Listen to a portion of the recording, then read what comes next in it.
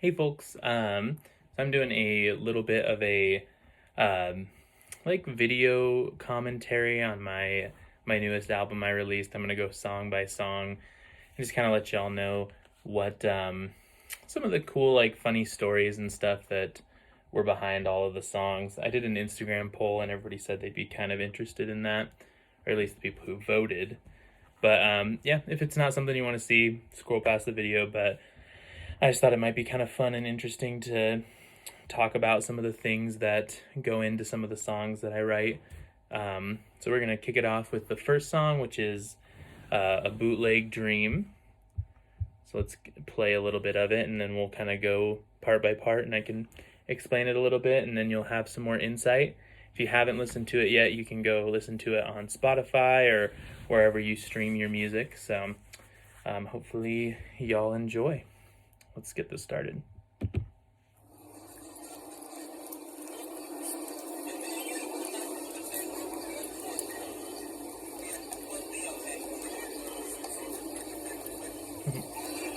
So the little intro there, the whole album, I kind of had this idea of it being like a kind of the motif behind it is kind of like an anti-war type vibe.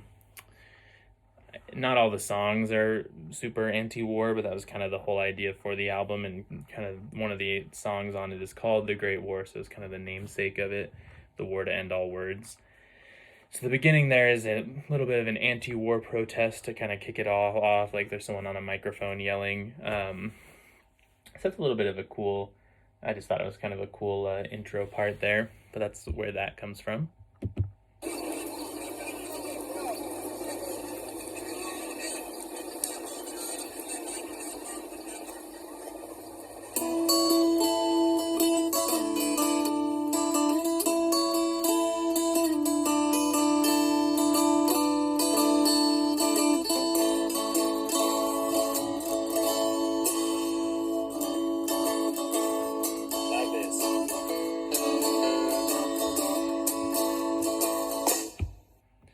It's also really funny. I wanted to kind of give the album like this like organic kind of folk feel. So I'd be sitting there in the studio with my friend Shane Bronson, who does all the recording for me, and I'd be like, I'd say little things like before we start like that, and I'd be like, keep that part in. It gives it like this cool little vibe where everybody's like jamming, even though it's just me doing all the instruments. Like I say, like this in the beginning of that, but it's not. It doesn't mean anything. I wasn't even talking to anybody other than myself. I just do it for like the appearance that I have other people playing with me. Though I don't. It's all just me.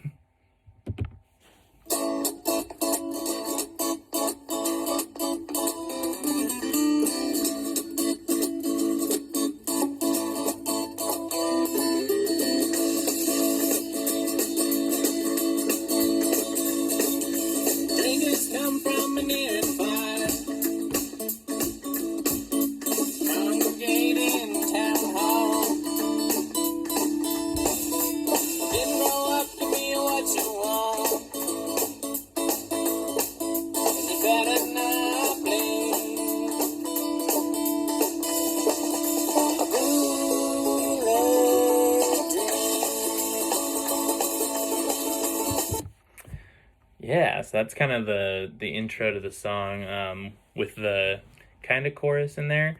It's called A Bootleg Dream. It obviously has a lot of like prohibition type language in there, like bootleg, like bootlegging alcohol and whatnot. But I kind of took inspiration from like the prohibition era for writing it, but the whole song, I guess, in its entirety is kind of about like that feeling of, like imposter syndrome. You feel like you shouldn't. I feel like I get that a lot, like when I'm playing shows and like trying to sell people merch and stuff, and even getting people to like stream my music. I feel like whenever you're pursuing like an artistic endeavor, I feel like society a lot of times tells you that like, oh, you have to be like top notch, best of the best to to be able to sell like an art or a a commodity like art or something like that. Um, and so I just get a lot of imposter syndrome personally, and I'm sure other artists do as well. When you're telling people to like buy something from you, you kind of like feel like, oh, is this good enough to sell to people? Like, should I like even be trying to get people to like buy this thing? Um, and I mean, I know most of it's streaming, but like when I'm selling merch and trying to get people to come and buy tickets to shows and stuff or whatever it is, I get a lot of that feeling, and it kind of makes me feel like, I guess like the whole idea of like a bootleg dream, like you're kind of it's something that's like not like bootleg being like not legal or something that isn't official enough to like be paid for. It's like you have like a bootleg dream. That's kind of where that plays in. Who's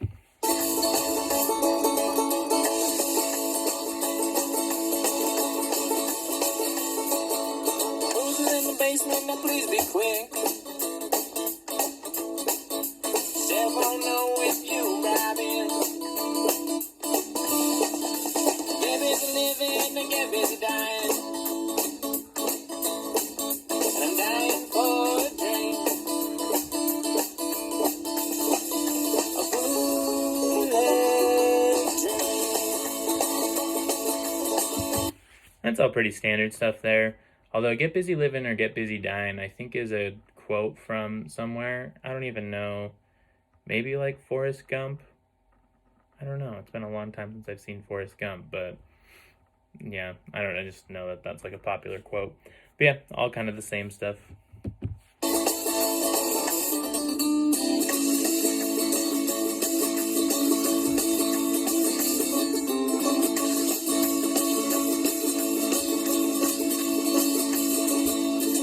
Outside in the riverbed, your drug of choice is my demand. Sold my soul to the medicine man. I can get you what you see. A bootleg dream.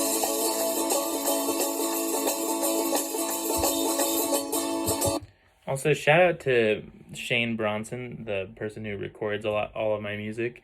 He did the drums for this album. There's only like 3 tracks that have drums, but all the tracks that he did drums on were amazing. Like, he kills it. So if y'all ever need someone to do drums, or if you need to record something, I would definitely hit him up.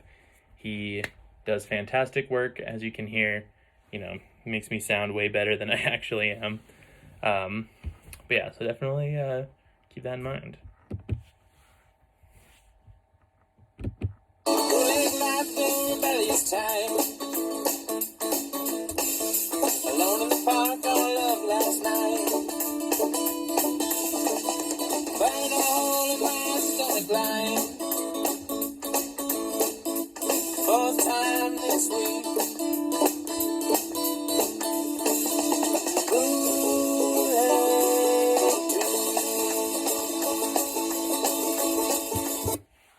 That line there that says like alone in the park all of last night.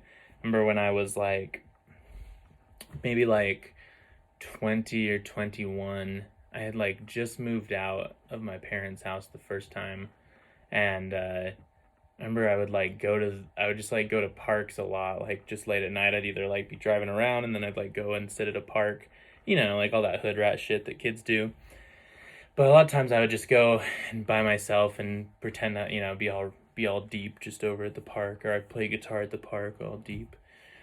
And I just remember it was just funny because I put that line in there, and I've actually used it in a couple of different songs before, but I used to do that all the time. And just the idea of being like this tortured soul who's sitting at the park and has all these dreams. It's just a funny, like, I don't know. It's funny to like say it out loud, I guess. This like the things I used to do. I used to be obsessed with just sitting at parks and stuff. But yeah, I just think that's funny.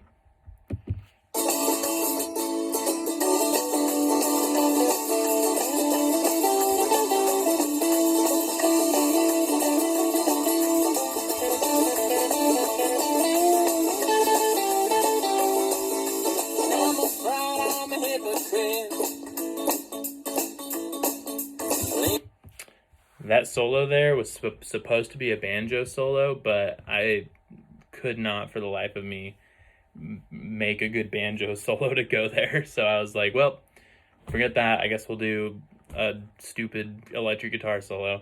And I don't really put a lot of electric guitar in my music. I don't really think it meshes very well with like the folk vibe. Some folk bands can do it amazingly, but I just have never really been a fan. But right there, I was like, I don't know what else to do. I don't really want to put an acoustic solo there, so I was just like, I guess we'll do an electric guitar solo. So that was totally like out of ideas. Just needed to put something there, kind of necessity that I had to do. Is it man no work ethic? Guitars are strong, banjos are big.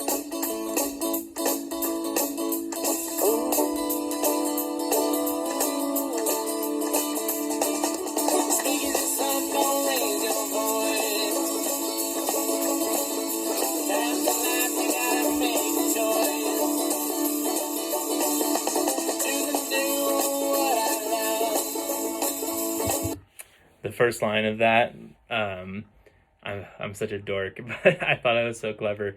I mean, I am pretty clever, don't get me wrong, but the first line of that is like, "Speak easy, son, don't raise your voice," like a speakeasy. Yeah, I'm pretty stupid. I just thought I'd point that out if you didn't catch it. And I don't regret a thing. A bootleg, a bootleg,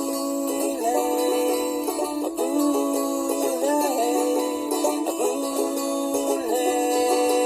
train.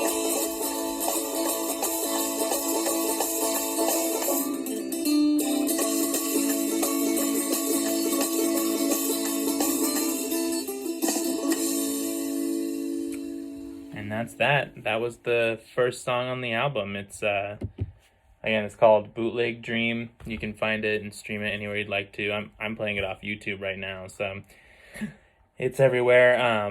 But yeah, I just thought it was kind of fun to go through, even if nobody watches these or cares to watch them. It's just fun for me to like go through and listen to it and kind of go over everything that happened. Yeah, if you enjoyed it, give it a like. I'll probably be posting it on all my social media. But yeah, I'll be doing it one for all the other songs too. So stay tuned for that, and have a good rest of your weeks, days, nights, whenever you watch this.